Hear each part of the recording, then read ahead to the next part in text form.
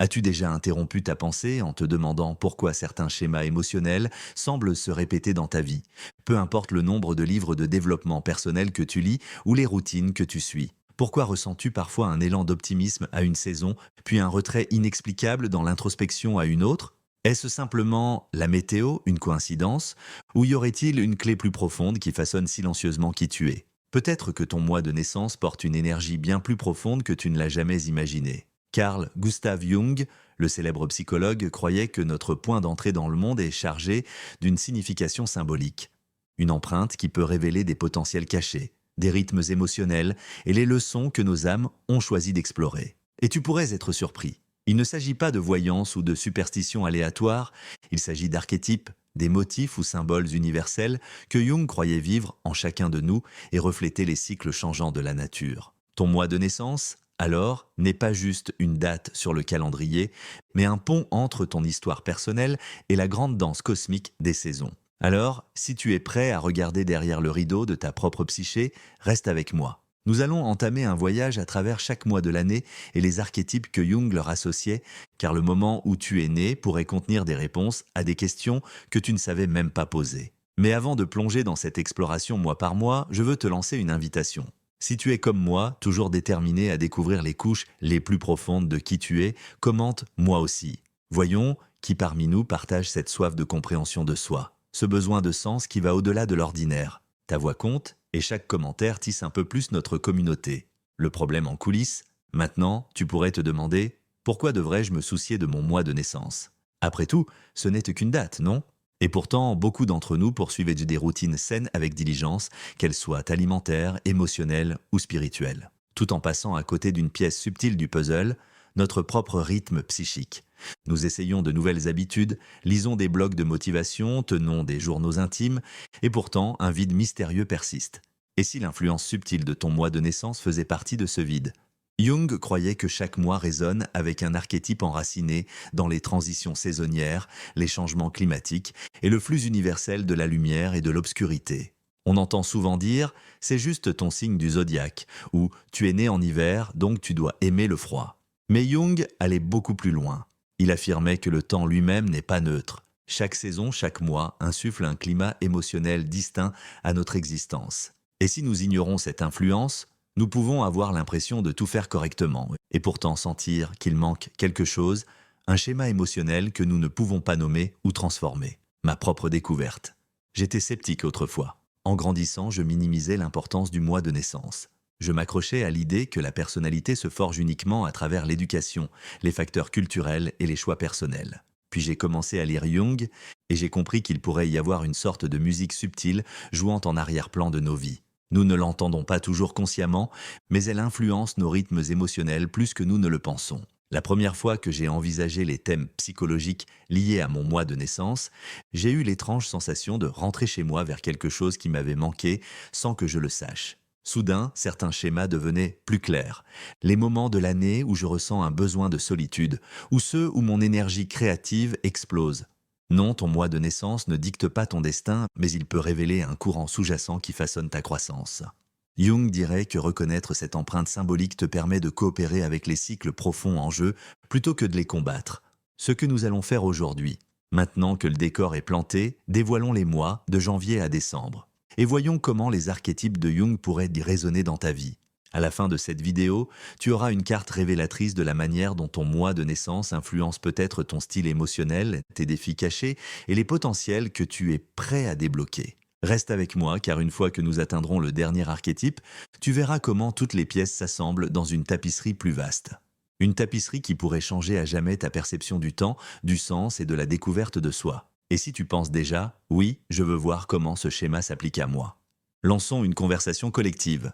Tape « J'en suis ci-dessous » si tu es prêt à explorer de nouvelles couches de ta psyché. Ton commentaire pourrait être l'étincelle dont quelqu'un d'autre a besoin pour se sentir moins seul dans ce voyage. Janvier, l'architecte tranquille de la sagesse, imagine le silence de l'hiver. Le monde semble ralenti, recouvert d'une couverture de possibilités qui ne se sont pas encore matérialisées.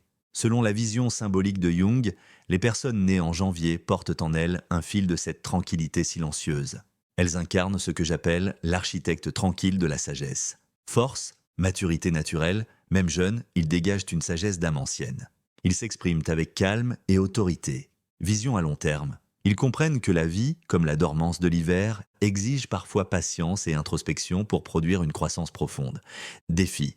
Isolement ou sérieux. Leur tendance à contenir leurs émotions peut mener à l'isolement, s'ils ne trouvent pas un équilibre avec le partage et la spontanéité. Exigence envers soi. Chercher constamment le bon choix peut devenir un perfectionnisme paralysant. Comment s'épanouir? Accueille à la fois le silence et l'élan d'énergie quand il est temps d'avancer. Offre-toi des instants de légèreté. La sagesse n'a pas besoin d'être austère. Alors, si tu es né en janvier, pose-toi cette question. Où pourrais-je ajouter plus de couleurs et de spontanéité à ma vie? Dis-le nous en commentaire si cela résonne en toi. Tu pourrais être surpris du nombre de personnes partageant cette empreinte de janvier. Février, le perturbateur visionnaire. Février porte encore le froid de l'hiver, mais sous la surface, on sent une vibration d'anticipation. Pour Jung, le mois de février résonne avec le perturbateur visionnaire. Quelqu'un qui perçoit des possibilités futures avant que le monde ne les voie. Force. Grande créativité, les natifs de février rêvent souvent hors des sentiers battus. Ils perçoivent des innovations que les autres n'ont pas encore envisagées. Rébellion naturelle, pas une rébellion chaotique mais orientée vers le progrès. Ils défient la stagnation, poussant eux-mêmes et les autres vers ce qui est possible.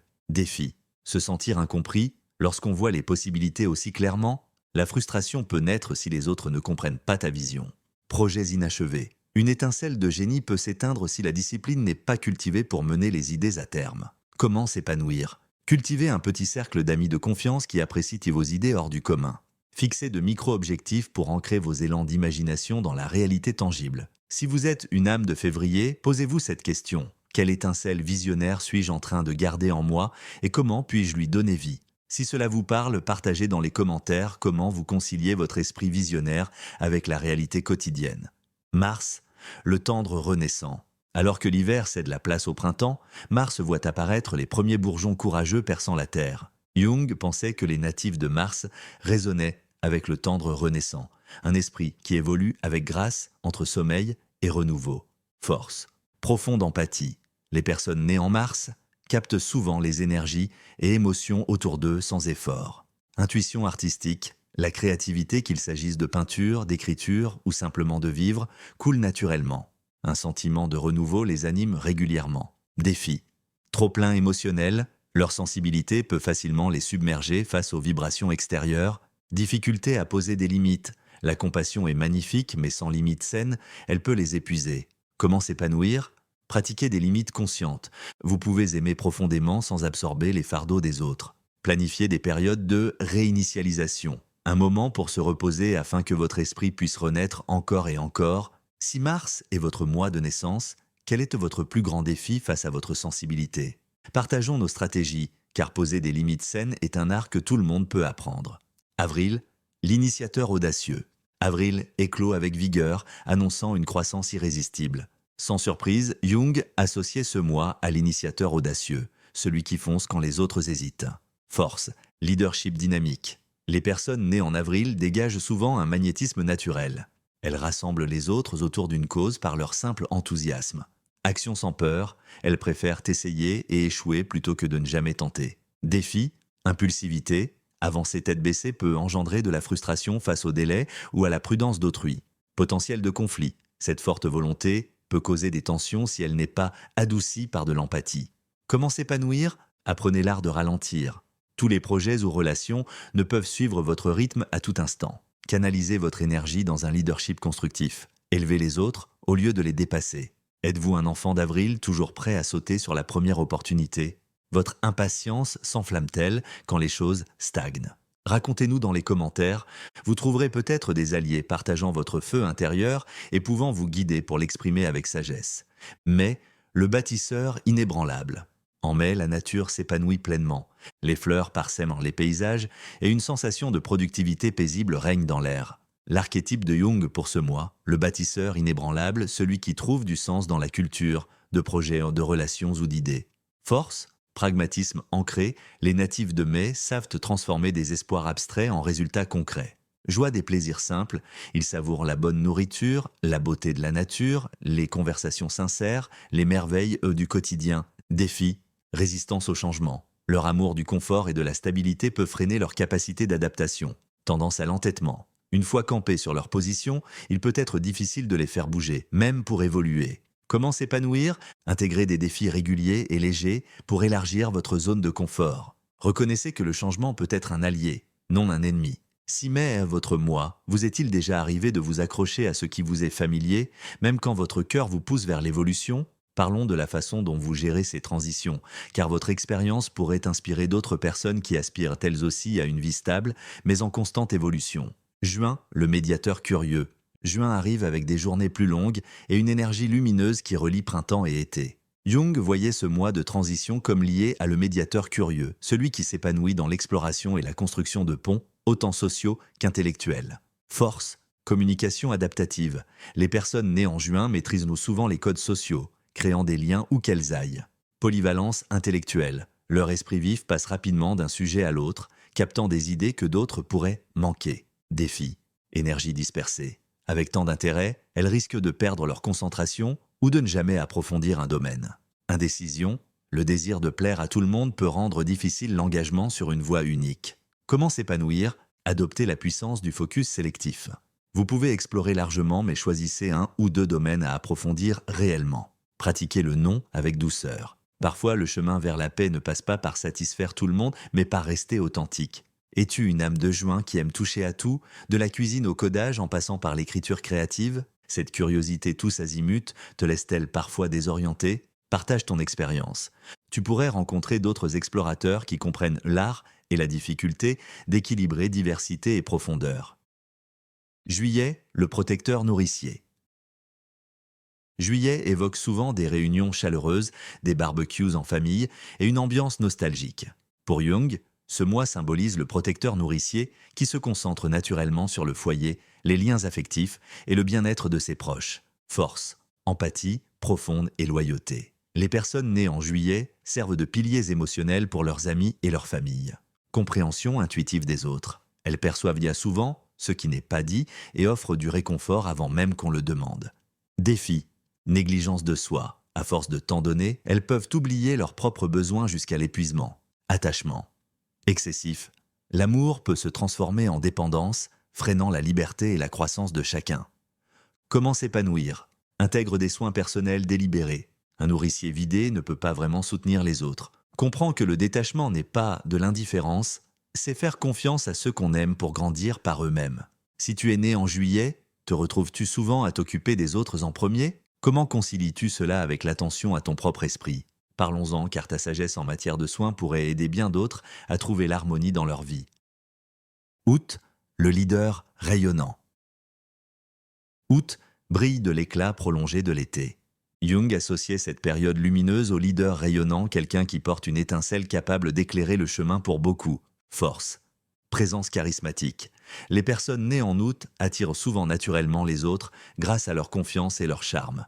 Élan visionnaire, elles ne se contentent là pas du statu quo, elles cherchent à l'élever et l'améliorer en montrant l'exemple. Défi, fierté ou entêtement. L'assurance peut devenir de la rigidité si l'on rejette les avis des autres. Peur de la vulnérabilité. Un leadership rayonnant peut devenir solitaire si l'on ne montre jamais son côté sensible. Comment s'épanouir? Invité à la collaboration, les vrais leaders valorisent les autres, ils ne les éclipsent pas. Pratiquer une communication transparente, y compris dans les moments d'incertitude ou de doute. Cela favorise une connexion et une confiance authentique. Si vous êtes né en août, ressentez-vous parfois la pression de tout gérer parfaitement pour les autres? Ouvrons cette conversation car reconnaître sa vulnérabilité peut élever votre leadership à un tout autre niveau. Septembre, l'analyste méticuleux. Lorsque septembre apporte des brises plus fraîches et des feuilles changeantes, il instaure aussi une ambiance de réflexion et de préparation. L'archétype de Jung pour ce mois est l'analyste méticuleux, une personne qui voit le monde à travers une lentille de structure, de discernement et de pensée profonde. Force, aiguisée sur le plan analytique. Les natifs de septembre excellent à organiser le chaos et à transformer la complexité en clarté. Dévouement à la qualité, que ce soit au travail ou dans les relations, ils privilégient la substance et l'authenticité. Défi, tendance à trop réfléchir, l'analyse peut virer à l'inquiétude ou au perfectionnisme, créant du stress mental. Rigidité, leur goût pour la structure peut nuire à leur spontanéité ou à leur acceptation du désordre naturel de la vie. Comment s'épanouir? Apprenez à faire confiance à votre intuition en complément de votre esprit logique. Rappelez-vous que tout ne nécessite pas un plan. Certains trésors ne se révèlent que lorsqu'on accepte l'imperfection. Si vous êtes né en septembre, vous arrive-t-il de vous sentir bloqué par l'analyse excessive? Partagez vos stratégies pour équilibrer le besoin d'ordre de l'esprit avec l'envie de spontanéité du cœur. Nous vous écoutons et votre histoire pourrait résonner profondément chez d'autres. Octobre, l'artiste harmonieux. Octobre est un mois d'équilibre et de beauté, une douce danse de couleurs changeantes et de nuits plus fraîches. Jung associait cette énergie à l'artiste harmonieux, quelqu'un qui recherche l'équilibre et perçoit la vie à travers une sensibilité artistique et relationnelle. Force, donne pour la médiation, les natifs d'Octobre savent désamorcer les tensions avec grâce. Sens esthétique, ils ont souvent un regard unique pour l'art, le style et les formes subtiles de beauté que d'autres négligent. Défi, éviter les conflits à tout prix. La quête d'harmonie peut les pousser à taire leurs besoins ou leurs vérités. Indécision, l'équilibre constant entre deux pôles peut les empêcher de choisir une voie. Comment s'épanouir? Considérez le conflit comme un outil de compréhension, plutôt qu'une menace pour la paix. Autorisez-vous à trancher fermement, même si cela trouble l'harmonie momentanément. Âmes d'Octobre, vous retrouvez-vous souvent dans le rôle de médiateur entre amis ou en famille? Si oui, comment faites-vous pour ne pas perdre votre propre voix dans ce processus? Partageons nos expériences, car la quête d'harmonie est aussi complexe que précieuse. Novembre, l'alchimiste intrépide. Lorsque les jours de novembre raccourcissent, un air de mystère et de transformation s'installe. Jung pensait que ce mois résonne avec l'alchimiste intrépide, une personne qui plonge sans peur dans l'ombre pour y faire naître la lumière. Force, profondeur émotionnelle, les natifs de novembre perçoivent souvent au-delà des apparences, attirés par ce qui se cache dessous. Pouvoir de transformation, ils vivent de puissants cycles de métamorphose sans crainte de se réinventer. Défi, trop plein d'intensité. Leur passion peut les submerger, eux comme leur entourage. Vulnérabilité protégée. Leur profondeur émotionnelle les rend prudents quant à qui ils laissent entrer. Comment s'épanouir? Trouvez des exutoires sûrs pour exprimer vos émotions. Art, journal, mouvement ou amis de confiance. Équilibrez votre quête de profondeur avec des moments de légèreté. La vie n'a pas besoin d'être intense pour avoir du sens. Si vous êtes né en novembre, ressentez-vous ce tiraillement entre plonger profondément et protéger votre cœur? C'est à la fois une bénédiction et un fardeau. Dites-nous comment vous gérez cela en commentaire. Vous pourriez bien transformer cette expérience en sagesse utile pour d'autres. Décembre, l'illuminateur philosophe. Décembre marque la fin de l'année, un moment de réflexion et d'anticipation. Jung associait ce dernier mois à l'illuminateur philosophe, une personne en quête de sagesse et désireuse de la partager généreusement. Force, vision globale. Les personnes nées en décembre voient souvent le tableau d'ensemble, tissant leurs expériences en idées profondes. Don naturel pour l'enseignement, elles ressentent l'appel à élever les autres par la connaissance, les récits ou le soutien moral. Défi, tendance à l'évasion, lorsque la réalité ne reflète pas leurs idéaux élevés, elles peuvent se retirer dans la fantaisie ou le cynisme. Agitation intérieure, leur désir d'horizons nouveaux peut les empêcher de savourer pleinement le moment présent. Comment s'épanouir? Équilibrez votre vision avec des actions concrètes. Laissez vos idéaux inspirer des gestes réels. Rappelez-vous que même les petites joies du quotidien nourrissent votre cœur philosophe. Vous êtes né en décembre? Ressentez-vous cette alliance d'espoir et de réflexion chaque hiver? Comment restez-vous ancré tout en rêvant grand? Partagez avec nous comment vous intégrez votre amour de la sagesse dans la vie de tous les jours. Une tapisserie d'archétypes? Une tapisserie de vous? Vous avez maintenant entrevu un panorama des archétypes que Jung pensait liés au mois de naissance. De l'architecte silencieux de janvier à l'illuminateur philosophe de décembre, chacun incarne une approche unique face aux joies et défis de la vie. Peut-être ressentez-vous une affinité immédiate avec le thème de votre moi. Ou peut-être vous reconnaissez-vous dans plusieurs. C'est normal. Aucun archétype ne peut capturer toute la complexité de votre être. Jung considérait ces modèles symboliques comme des miroirs, non des moules. Ils nous aident à voir ce qui est déjà en nous, en révélant des aspects de notre psyché que nous aurions pu négliger. Mais voici la bonne nouvelle. Une fois votre archétype guide identifié, vous pouvez utiliser ces dons en pleine conscience. Plutôt que de laisser vos traits naturels agir en pilote automatique, vous devenez co-créateur de votre personnalité, utilisant vos forces avec sagesse et transformant les défis par la pleine conscience.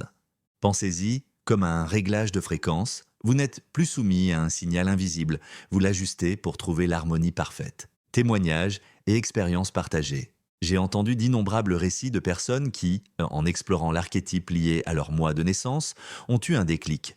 Une amie née en septembre a compris que son perfectionnisme acharné était le revers de son grand talent d'organisation. Au lieu de se critiquer pour être trop rigide, elle a appris à donner de l'espace à son esprit analytique, en instaurant chaque semaine une séance créative où elle se permettait volontairement d'être désordonnée. Avec le temps, elle a trouvé un meilleur équilibre entre sa rigueur naturelle et une expression plus libre. Une autre connaissance, une visionnaire rebelle de février, a réalisé qu'elle produisait depuis des années des idées brillantes sans structure pour les concrétiser. Une fois ce schéma identifié, elle a commencé à tenir un journal avec des objectifs hebdomadaires et des tâches quotidiennes pour traduire ses inspirations en actions concrètes. Elle a même collaboré avec une amie initiatrice audacieuse d'Avril qui l'a aidée à faire émerger ses idées dans des projets publics. Ces témoignages montrent que reconnaître son archétype ne revient pas à se coller une étiquette. Il s'agit d'identifier les obstacles récurrents et d'éclairer les dons dormants. Plutôt que de se dire « c'est comme ça que je suis », on réalise « oui, j'ai un schéma unique et je choisis comment m'en servir ». Solution : accueillir, intégrer, évoluer. Alors, quelle était la prochaine étape pour vous ? Après avoir identifié les grands thèmes de votre archétype de naissance, envisagez cette démarche. 1. Réfléchir à la résonance. Tenez un journal ou prenez un moment pour penser aux aspects de l'archétype qui reflètent vraiment votre vécu. Quels éléments vous font dire « c'est tout à fait moi » ? 2. Identifiez l'ombre. Toute lumière a son ombre. Demandez-vous où vos forces pourraient se transformer en excès. Votre bienveillance devient-elle surprotection ? Votre leadership frôle-t-il le contrôle ? La conscience est la moitié du chemin. 3. S'engager dans un changement transformateur. Choisissez un seul aspect de votre ombre à travailler de manière concrète et régulière. Si vous êtes un analyste méticuleux, engagez-vous peut-être à faire chaque week-end une activité spontanée non planifiée. Gardez cela simple, mesurable et durable. 4. Amplifiez vos dons. Mettez aussi en lumière une ou deux de vos forces innées et nourrissez-les pleinement. Vous êtes un tendre renaissant, avec une empathie exceptionnelle ? Apporter du soutien émotionnel dans un cadre bénévole ou canaliser cette sensibilité dans une création qui éclaire les autres. Si vous tenez à votre santé, ne vous arrêtez pas là. La prochaine vidéo pourrait tout changer, allez la découvrir dès maintenant. Bas du formulaire.